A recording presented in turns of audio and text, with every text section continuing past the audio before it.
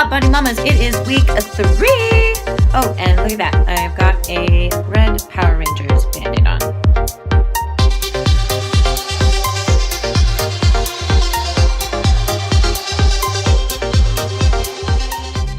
Okay, this week for your nutrition, we are going to do a really awesome questionnaire that really delves into your social support. Are the people who are around you and in your everyday really supportive and helping you move forward and adopt these new normals? Or are you really hitting up some friction and having a hard time with the people around you? Maybe because you're changing a little bit and they might get a little worried about that. It's hard enough to learn something new and adopt new habits when you're constantly fighting against somebody just to be able to do it. So we're going to delve into that this week. Next, our big habit that we're going to work on nutritionally is prepping. You've had a couple of weeks now to sort of understand what your meal should look like. How much of your plate should be protein, should be fat, should be carbs if you're having them, and what should be vegetables. This week, I want to make sure you're really prepared. So think back, reflect. What worked really, really well last week? And where did you find yourself running into the biggest challenges? Was it snacks? Was it lunch? Is it because you're just too tired to make dinner? And this week, we're going to start to prep some of those things in advance so that you are always ready.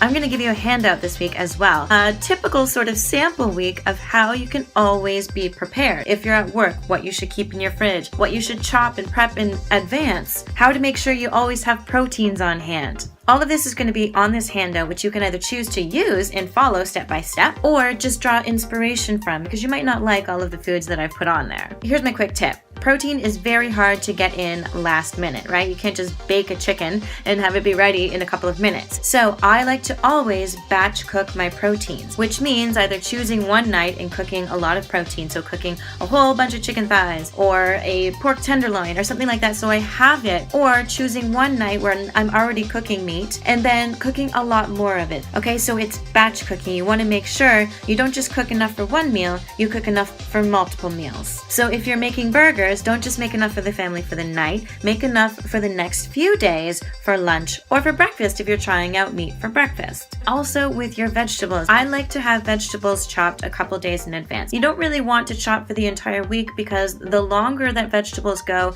after being chopped, the more nutrients they're actually going to lose. I usually only chop for about 2 to 3 days. Okay, let's talk exercise.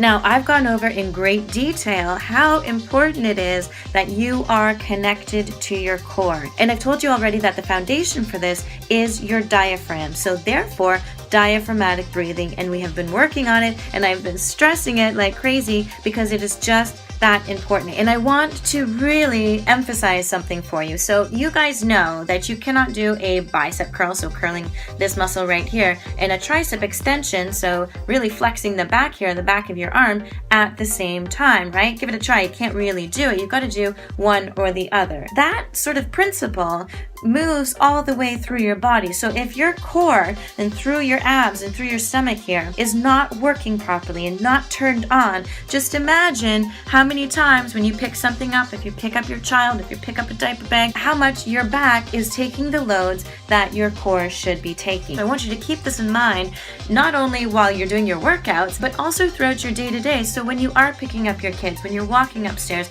anytime that you can put a little bit of mental focus into where the breath is coming from, you'll be able to build your core, make it stronger, and make sure that you're activating the right muscles all the time. Think about it in other senses as well. If you don't have proper stabilization throughout your core, so all through here, and perhaps even during your pregnancy, if you had a bit of a diastasis, so a splitting of your abs, things can shift around and move in here, right? So organs can move and things might not be as supported as you want them to be. And this can actually begin to affect your digestion. The other part of this is that if you are continuously stressed out, and working out is part of that. Working out is generally a good stress. But if you live your life sort of in this buzzing, very stressed place, which a lot of moms have a tendency to do because our lives become very chaotic, I want you to think about this. Our stress response is designed to help us out of very sticky situations, right? The fight or flight scenario that we've all heard about. And when you are in fight or flight, your body needs sugar. Why? Because it's assuming that you're going to go run away or fight a giant bear or something. Meanwhile, you're just, going crazy because your kids are making you want to pull your hair out, and you're not actually going to run anywhere or fight anything. So your body has just pulled all of this sugar from anywhere it possibly can and pumped it into your bloodstream so that you are able to go run or fight something.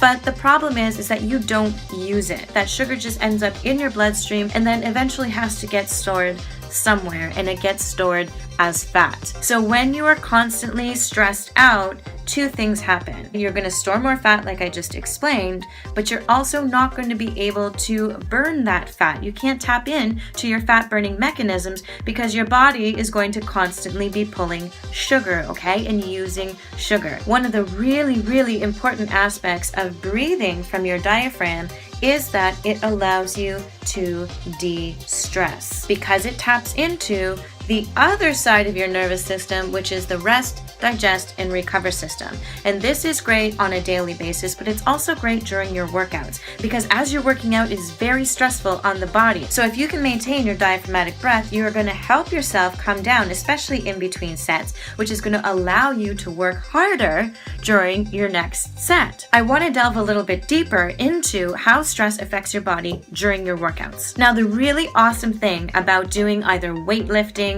or metabolic conditioning, if we want to call it that, because we have a little bit of both things going on within these programs, is that it is a good stress in your body, like I just mentioned, because you work very hard, and then your body is able to calm down again. It is able to have these high highs where it's kind of stressed, and then it is able to go back down and rest, okay? And then come back up during your next set and come back down. And that's what we really want. We want to be able to have highs and we want to be able to have lows, okay? If you do something like go for a run, for example, or if you have noticed that you've plateaued in your workouts because you're not really working that hard, you're sort of moving at a moderate pace, your body sort of goes into this stress mode. So you're running and it's stressful and it's stressful and it's stressful, and it doesn't really come out of it for the entire run, right? And remember how I said when your body is stressed out, it pulls sugar from anywhere. So this can mean that it's pulling sugar from your muscles, which essentially is breaking them down. So you ever notice how a marathon runner is usually pretty small and pretty skinny in comparison to a sprinter who has a lot of muscle, because they get to do this, right? They get to work really, really, really hard and then come down. But a marathon runner, there's just this sort of constant stress and constant pulling of sugar out of the body from any capacity possible. So the reason that I mention this is because many women especially think that running is going to really help them to lose weight. And if you go from doing absolutely nothing to starting to run, of course you're going to see that weight drop, but you will eventually plateau for this exact reason. Because if you are constantly just running, you're going to lose that muscle mass, and muscle is very hungry. Muscle is what creates your metabolism. The more muscle you have, the more calories you burn at rest. This is why we don't want to deplete our muscle. In fact, we want to build it so that we can increase our metabolism, so that we can just sort of sit around doing not too much and still burn calories, okay? So here is how we constantly keep our body progressing. It's something called periodization, and this is why you can't just do the same workout for months and months and months on end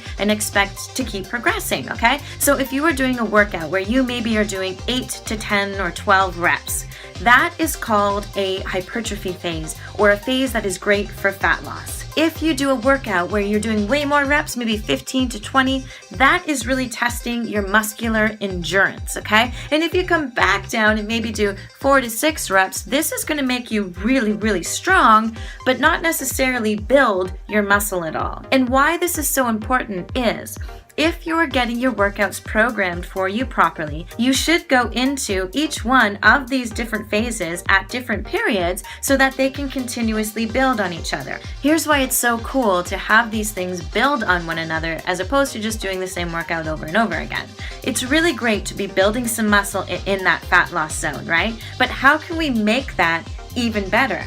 We can start by building some muscle, and then perhaps we'll drop it back a little bit and just build a lot of strength. And then from there, you might pop over to that muscular endurance phase. And why would you do that? Because you've built some muscle, you've gotten very strong, and now you're going to test that strength over a longer period of time. Now just imagine the amount of strength you will have by that point. If you then jump back into that muscle building and fat loss phase, do you think you'd be able to lift more weight, to do more, and burn more fat? This is why it's so important to continuously layer your programming together so that you can keep progressing and keep getting closer to the body that you want. Okay, let's talk mindset.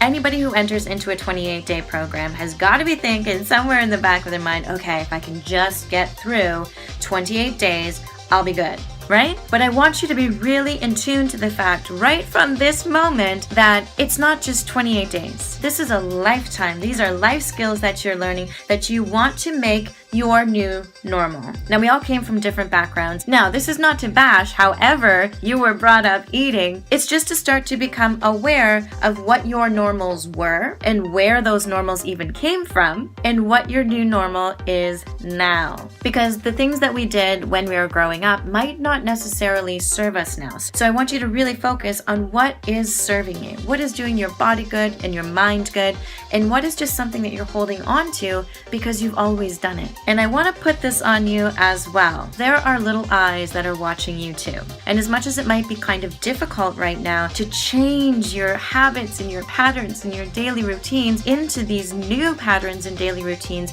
that are healthier and truly serving your body composition goals, just imagine what it'll be like for your kids if you don't make this your new normal right now. Because little eyes are always watching you, even when it comes to your breath. Have you noticed that babies and little toddlers all breathe from their belly? We're born breathing from our diaphragm, and it's about the age of 3 that we start to take after our caregivers. So if we as parents are constantly breathing from our chest or stress breathing up like this, then you pass those traits on to your children. Just imagine if something as subconscious as where we breathe from gets passed on.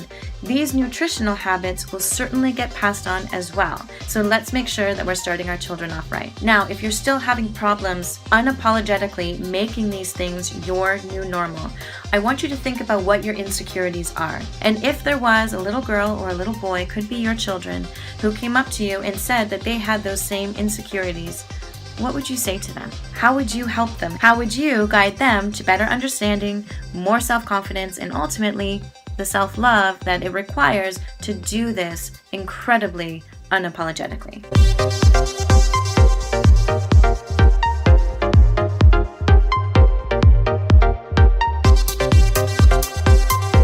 Okay, here is your bonus for this week. So last week we went through your kitchen and we started dumping the junk out of your kitchen. Now I want you to think about dumping the junk out of the rest of your house. You all know that we have estrogen flowing through our bodies and it peaks at certain times, either during our cycles or during pregnancy. But the thing about estrogen is that it is what holds fat on our hips and thighs. And why does it do that? It's for evolutionary purposes.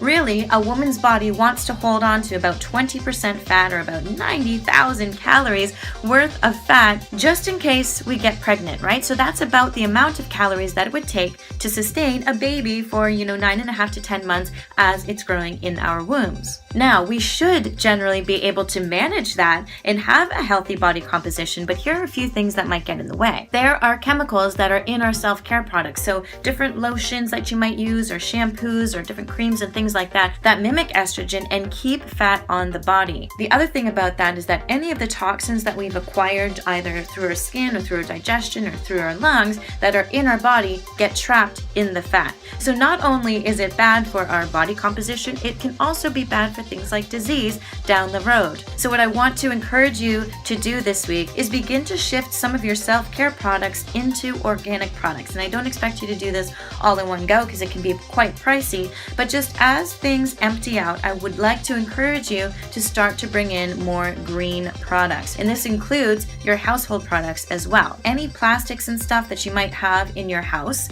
I want you to consider switching over to glass, or if it's a shower curtain, just going all cloth. Because any of these extra chemicals that we have either coming into contact with that we're ingesting, putting on top of ourselves, breathing in, these can all begin to do your body harm for the reasons I just explained. And I'd really love for you this week to start thinking about the different ways that you can go organic or green when it comes to your household products so that you can begin to have a healthier body and home.